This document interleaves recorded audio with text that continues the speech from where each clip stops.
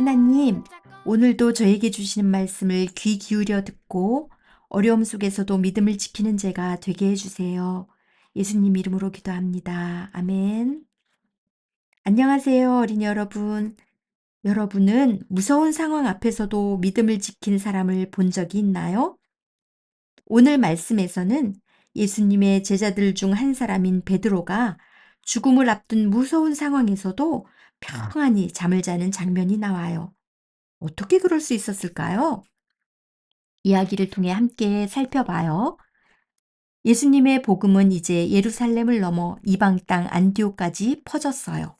사람들은 예수님을 믿는 사람들을 보며 이렇게 말했어요. 저들이야말로 그리스도인이야. 하지만 이런 복음의 확산을 사단은 그냥 두지 않았어요.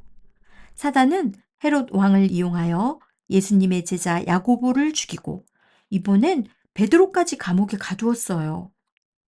베드로는 내일이면 죽을 수도 있는 무서운 상황 가운데 감옥에 갇혀 있었어요. 그러나 놀라운 것은 성경을 자세히 읽어보면 그렇게 무서운 상황에서 베드로가 깊은 잠을 자고 있었다는 사실을 발견할 수 있어요. 어떻게 그럴 수 있었을까요? 사실 그는 예전에 예수님을 3번이나 부인했던 아픈 기억을 가지고 있는 사람이에요. 겁쟁이 제자였죠. 하지만 이제는 복음을 위해 죽음 앞에서도 흔들리지 않는 믿음을 가진 사람이 되었다는 것이에요. 그 비결은 그가 십자가에 달려 돌아가시고 다시 살아나신 예수님을 삶을 통해 경험했고 믿었으며 그 하나님께서 실제로 그와 함께 하셨기 때문이에요.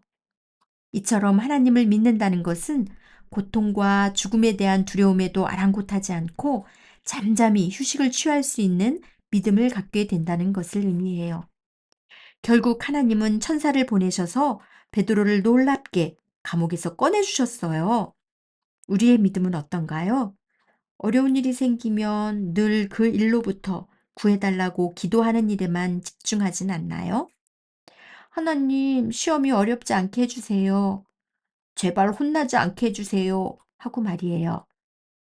지금까지는 그래왔다 하더라도 오늘은 이런 두려움을 피하려는 기도뿐만 아니라 베드로처럼 하나님, 어려움 속에서도 믿음을 지키게 해주세요.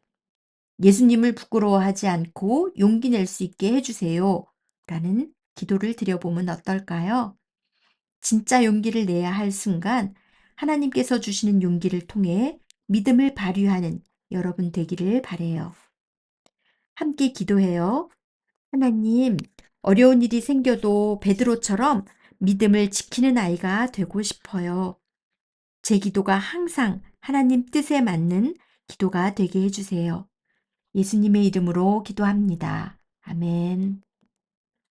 지금 이 시간은 오늘 들은 말씀을 마음에 새기며 가족들과 함께 느낀 점과 결심을 나누고 기도하는 시간을 가져보세요.